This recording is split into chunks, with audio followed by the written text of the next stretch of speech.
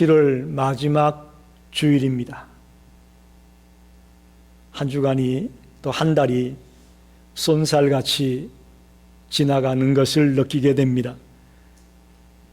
하나님의 백성에게도 고난과 슬픔과 문제의 바람이 불어오고 있습니다. 하나님의 백성에게는 고난도 없고 슬픔도 없고 문제도 없는 것이 아니고 하나님의 백성임에도 그런 바람이 우리에게 불어오고 있습니다. 그런데 성경은 우리에게 말씀합니다. 그런 중에도 하나님의 백성에게는 소망이 있다. 할렐루야. 주를 믿는 백성들에게는 그런 와중에도 소망이 있다라고 말씀합니다. 오늘 주님 앞에 나올 때 무거운 짐을 지고 이 자리에 나오셨다면 오늘 말씀을 통해 소망을 갖게 되고 또 용기를 내게 되고 힘을 얻게 되시기를 간절히 축원합니다. 그냥 여느 때와 같은 그저 예배드리고 돌아가는 그런 습관적인 모습의 예배가 되지 말고 정말 오늘 소망의 하나님, 회복시켜 주시는 하나님, 살아계신 하나님, 그 하나님을 직접 체험하고 돌아가는 그런 감격이 넘치는 시간이 되기를 간절히 원합니다. 지난주 우리는 34장 말씀을 함께 생각해 봤습니다. 에돔이 하나님의 심판을 받게 될 것이라는 말씀이었습니다. 그 에돔은 세상을 대표하는 것이고 열방을 대표하는 것이라고 말씀을 드렸습니다. 그 34장의 얘기가 슬픈 얘기가 아니고 따져보면 하나님의 백성들에게는 구원의 메시지였습니다. 할렐루야. 그들을 대적하고 그들을 괴롭히고 그들을 힘들게 했던 에돔이 망할 것이라는 이야기는 따져보면 하나님의 백성들에게는 구원의 승리의 소식이었음을 우리가 알았습니다. 즉 좀 간접적으로 하나님의 구원의 소식을 이야기했다면 오늘 35장에는 직접적으로 하나님의 백성을 향한 구원을, 회복을 선포하고 있습니다. 그래서 34장과 35장이 다른 듯하지만 같은 내용을 말씀하고 있음을 발견하게 되기를 바랍니다. 하나님의 때가 되면 유다에 대한 하나님의 저주가 사라지고 그 남은 자들이 기쁨의 한호성을 지르면서 돌아올 것을 말씀하는 것입니다.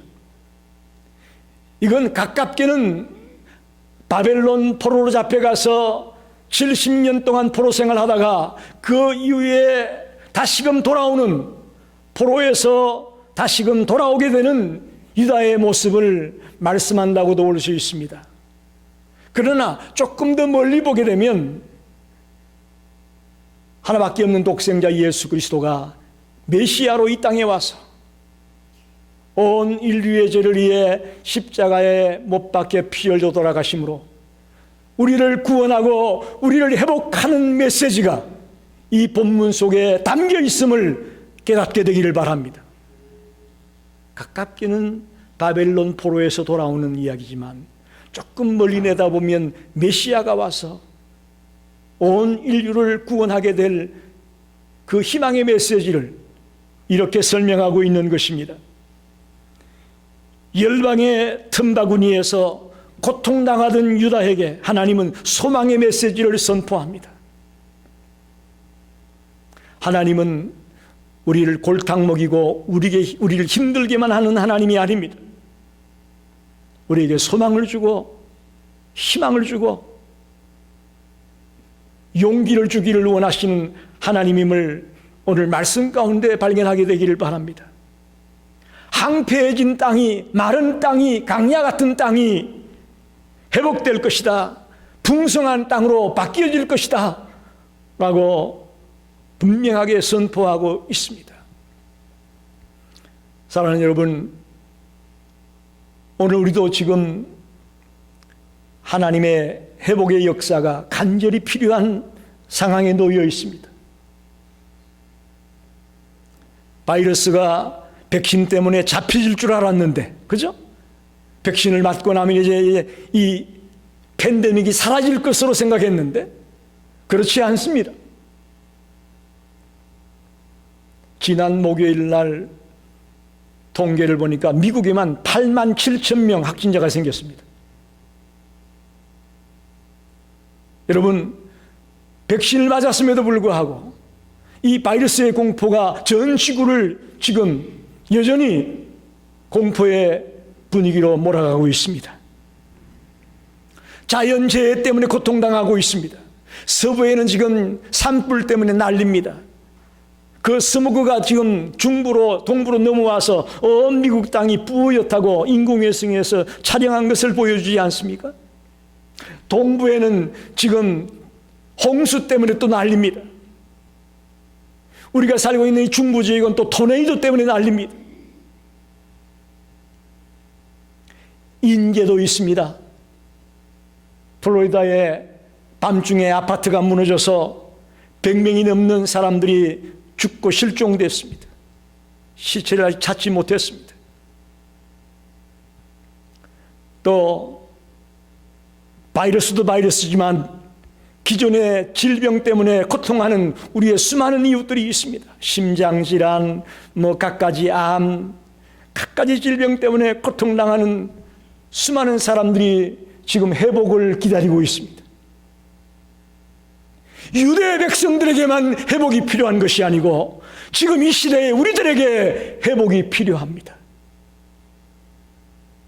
오늘 유대 땅에 일어났던 이 회복의 역사가 저와 여러분의 삶 속에 또 저와 여러분의 가정 가운데에 놀랍게 일어나게 되기를 간절히 원합니다.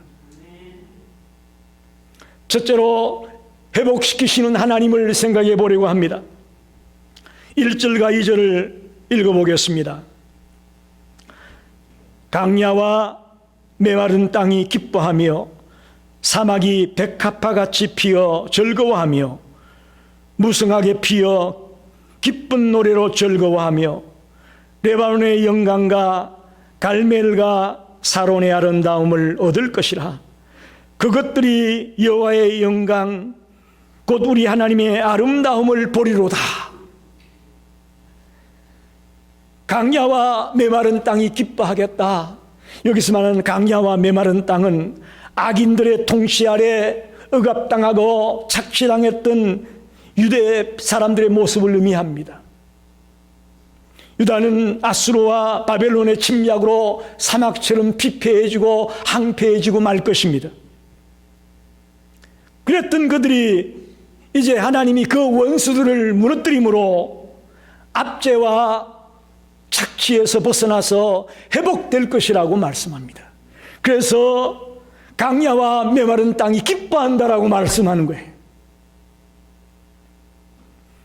사막에 꽃이 만발하듯이 지금껏 고통받았던 유다에 기쁨이 충만하게 될 것이라고 오늘 본문은 말하고 있습니다. 왜 어떻게 이런 일이 벌어지느냐? 단적으로 말하면 하나님의 은혜로 가능합니다. 할렐루야. 그 고통당하고 착취당하고 억압당하던 그 유대 땅이 회복될 수 있었던 것, 하나님의 은혜 때문이란 말입니다. 하나님이 허락하지 않으셨다면 회복은 불가능합니다. 제약으로 항무했던 레바논도 또 갈멜도 사론도 아름다운 모습으로 회복될 것이라고 말씀합니다. 도대체 어떻게 이런 일이 가능하냐? 그게 우리의 퀘스천 마크입니다. 그 힘들고 사막 같고 강야 같은 그들이 어떻게 회복이 가능할까? 2절에 보게 되면 그것들이 여호와의 영광 곧 우리 하나님의 아름다움을 보리로다 라고 말하고 있습니다. 다시 말하면 여호와의 영광을 보게 될 때에, 하나님의 영광을 보게 될 때에 메마른 인간의 심령이 변하여 옥토와 같이 변화될 것이라고 말합니다. 사막 같은 강야 같은 심령들이 옥토로 바뀌어지는 역사가 하나님의 영광을 보게 될 때에 가능하다. 그럼 여기서 말하는 하나님의 영광이 뭐냐? 바로 예수 그리스도의 오심을 말합니다. 4절에 보면 하나님이 오신다, 여호와의 오심이다, 그런 표현이 나오는데 예수 그리스도의 오심을 말씀하고 있습니다.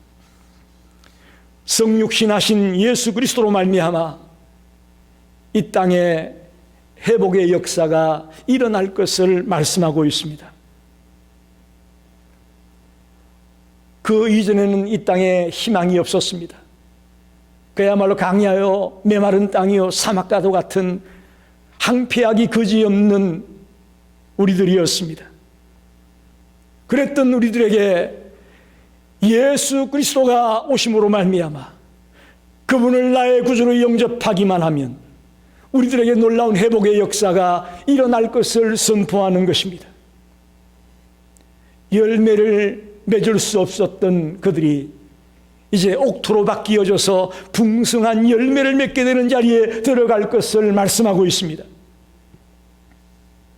다시 말하면 레바논이, 갈멜이, 사론이 아름다워지고 풍성한 열매를 맺게 된 이유는 하나님의 은혜 때문이었습니다.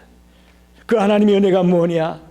바로 예수 그리스도를 통해 누구든지 그분 앞에 나와 자신의 죄를 통해 자복하며 주님을 나의 구주로 영접하게 될 때에 그 주님의 은혜가 우리에게 임하게 될 것을 믿습니다.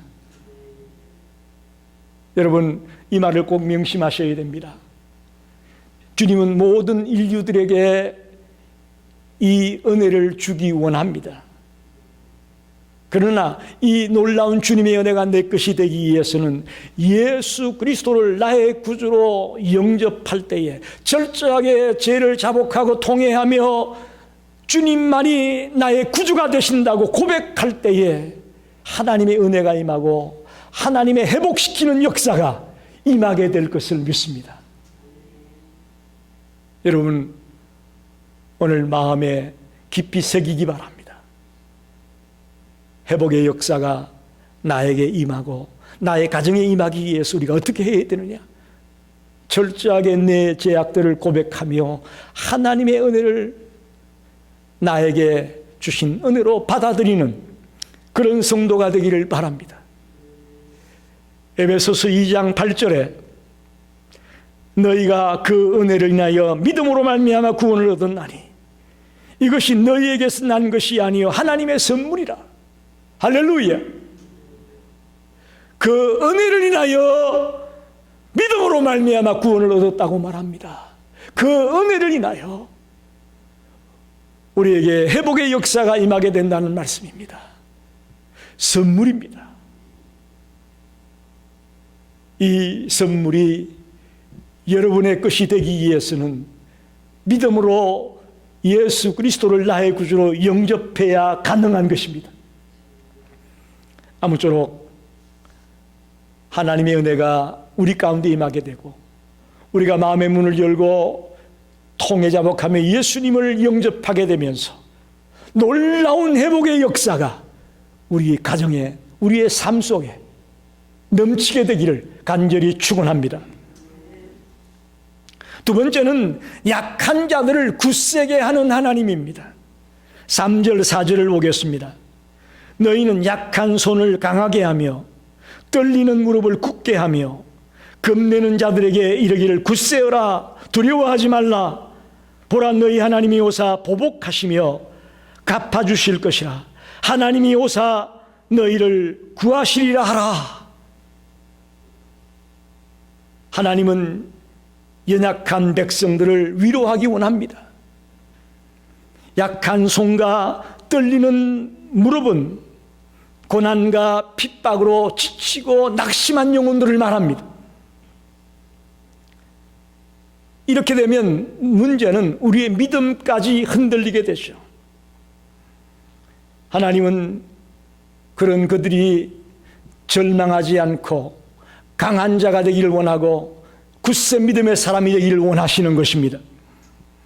여러분, 우리가 이렇게 약해지는 이유가 뭘까요? 두려움 때문이거든요. 두려움 때문이에요.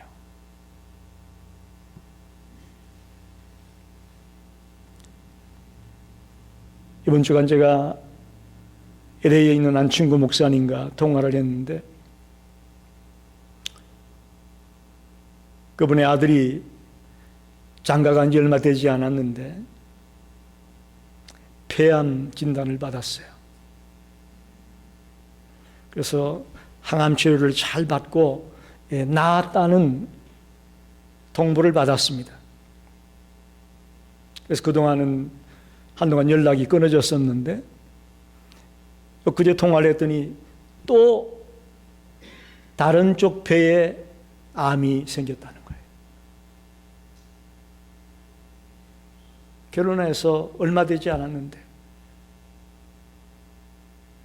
지금 자기가 어떻게 살고 있는지 모르겠다는 거예요.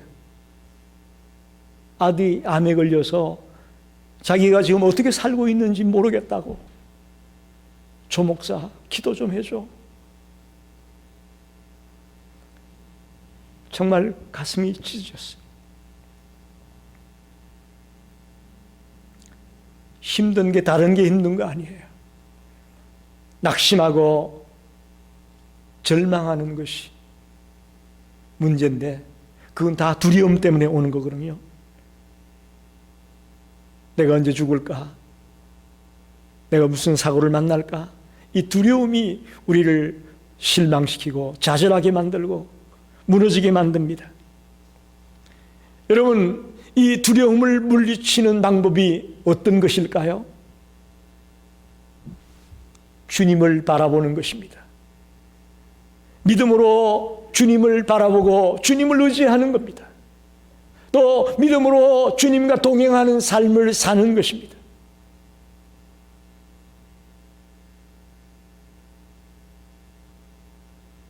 좀 속 시원한 대답이 못 되죠, 여러분?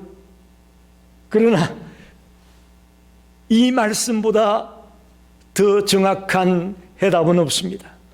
우리에게 닥치는 두려움을 어떻게 이길 거냐? 믿음으로 주님을 바라보며 믿음으로 주님과 동행하는 삶을 사는 것 외에는 이 두려움을 물리칠 방법이 없습니다. 금떼는 자들에게 이르기를 굳세어라, 두려워하지 말라, 그렇게 오늘 말씀합니다. 교회 안에는 믿음이 강한 자가 있는 반면에 또 믿음이 약한 자가 있습니다. 믿음이 강한 자가 누구냐? 하나님의 은혜를 체험한 사람이라고 저는 생각합니다. 하나님의 은혜를 체험한 사람은 믿음이 강합니다. 또 늘 내 곁에 하나님이 동행하고 있다는 것을 믿는 사람은 믿음이 강한 사람입니다. 그런 사람은 세상에 어떤 풍파가 몰려와도 흔들리지 않습니다. 왜? 주님이 나와 같이 계시고 주님이 나와 동행하고 있기 때문에 어떤 어려움이 닥쳐도 두렵지 않습니다. 그래서 그들이 소위 말하는 믿음이 강한 자다, 그렇게 우리가 말할 수 있는 것입니다. 어떤 세상의 풍파와 맞서더라도 싸워 이길 수 있는 담대함이 생겨집니다. 우리 성도들에게 당부합니다. 저와 여러분이 믿음으로 강한 자가 되시고 담대하게 맞설 수 있는 자가 되기를 부탁합니다.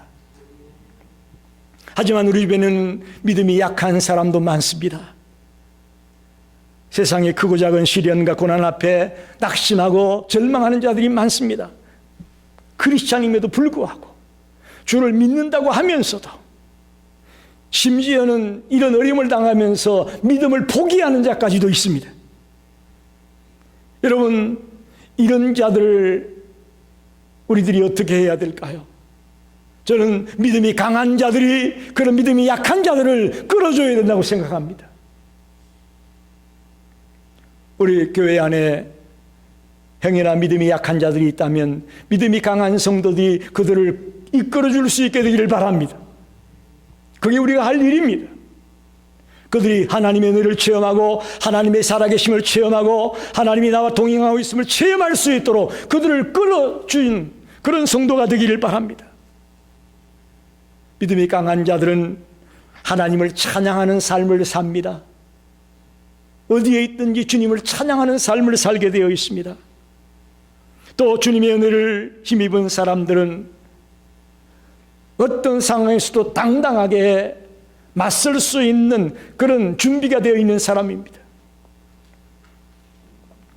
특별히 약한 손, 떨리는 무릎을 강하게 하라고 말씀하고 있는데,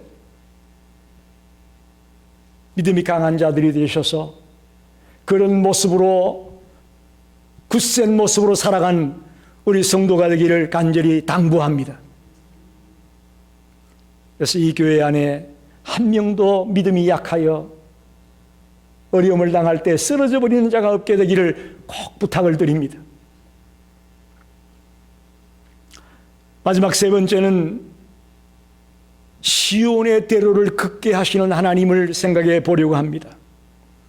5절을 보게 되면 그때에 맹인의 눈이 밝을 것이며 못된 사람의 귀가 열릴 것이다, 그렇게 말씀합니다.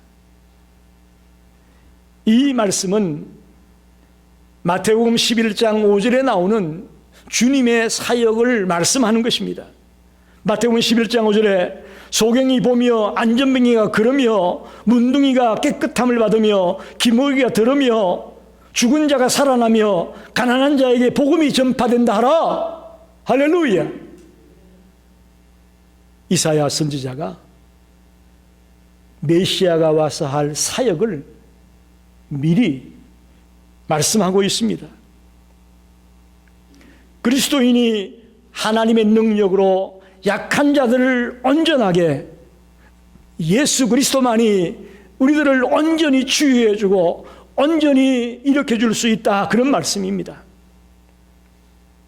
그리스도를 통해 저와 여러분이 볼 수 있고 들을 수 있고 강건한 삶을 살아갈 수 있는 그런 역사가 일어나게 되기를 간절히 부탁합니다.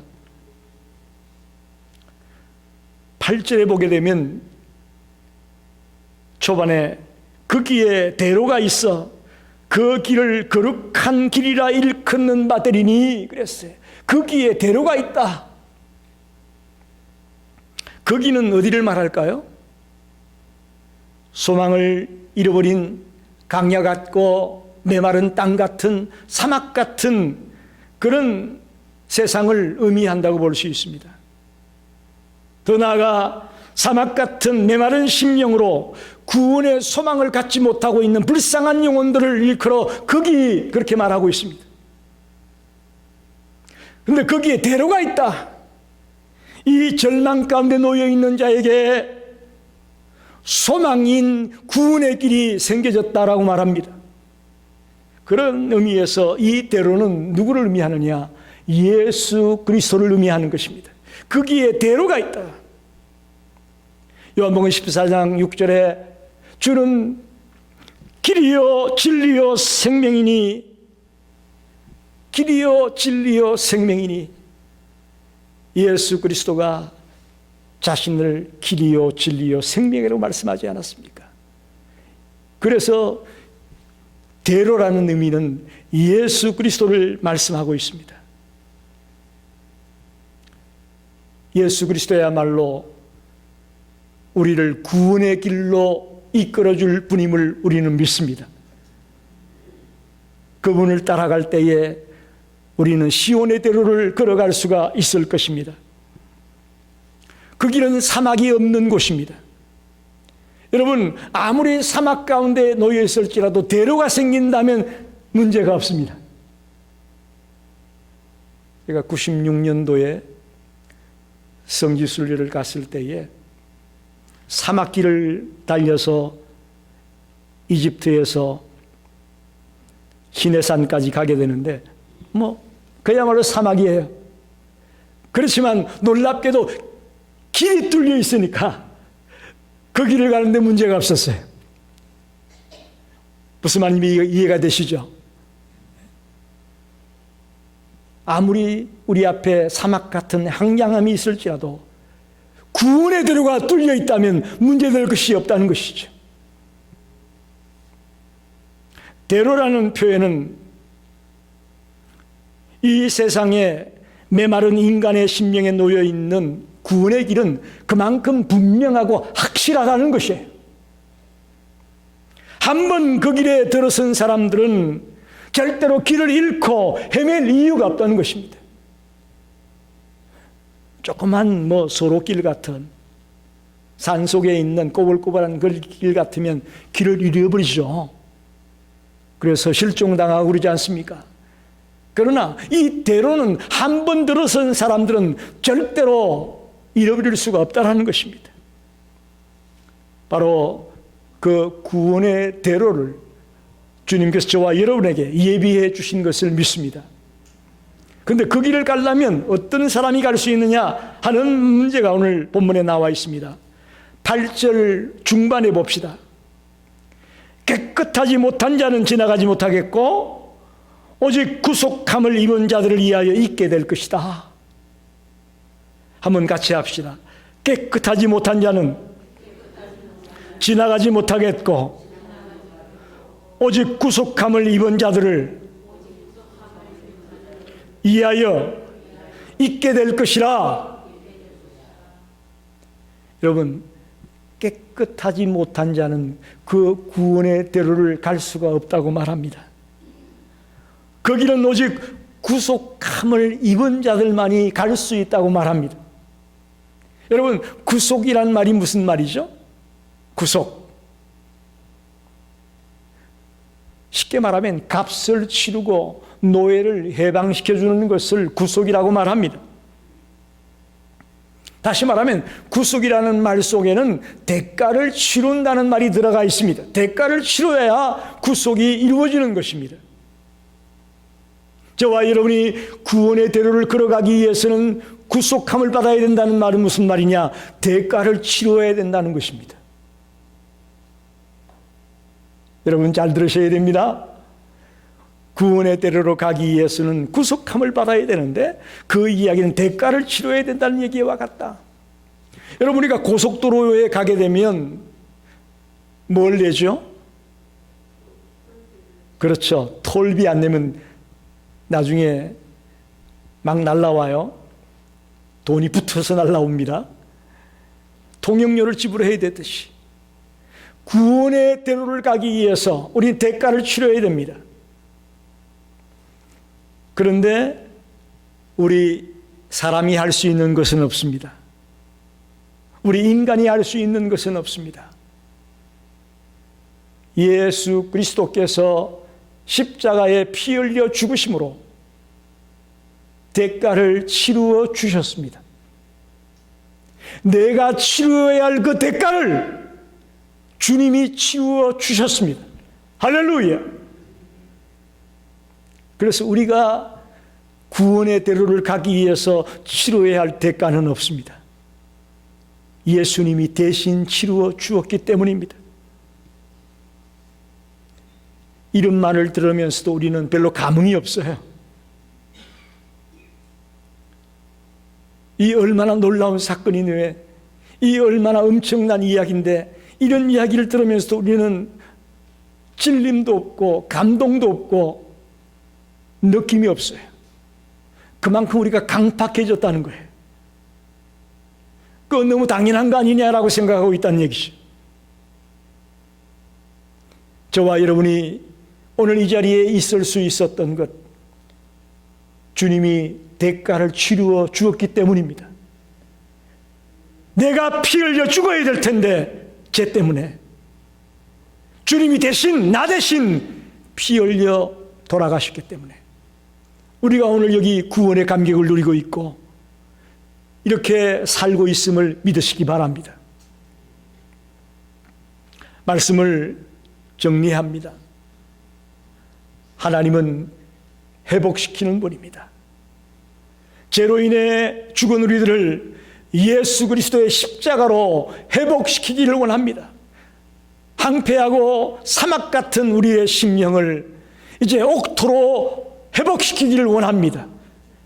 저와 여러분이 이런 회복을 체험하게 되기를 바랍니다. 회복되어져야 됩니다. 굳세어라, 두려워하지 말라. 여러분, 두려움을 극복하는 길은 믿음으로 하나님을 바라보는 것입니다. 내 환경을 바라보고 내 주변을 바라보면 정말 괴로워서 못 삽니다. 정말 감당하기 어려운 일들이 산더미처럼 쌓여 있습니다. 그러나 믿음의 눈으로 주님을 바라보며 주님이 나와 함께 동행하고 있고 주님이 내 곁에 있다는 그런 믿음이 있을 때에 우리는 굳세고 강하게 달려갈 수 있음을 믿습니다. 시온의 대로, 거룩한 길, 구원의 대로, 이것은 내 힘으로 갈 수 있는 길이 아닙니다. 내 힘으로 갈 수 있는 길이 아닙니다. 예수 그리스도의 구속의 은총으로만이 갈 수 있는 길입니다. 십자가의 보혈로만 갈 수 있는 길입니다.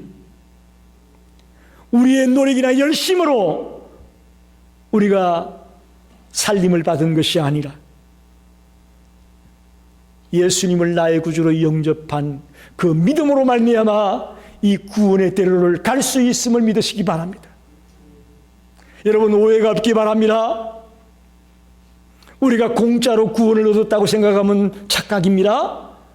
오늘 많은 분들이 구원을 싸구려로 여깁니다. 구원을 공짜로 여깁니다. 아니에요.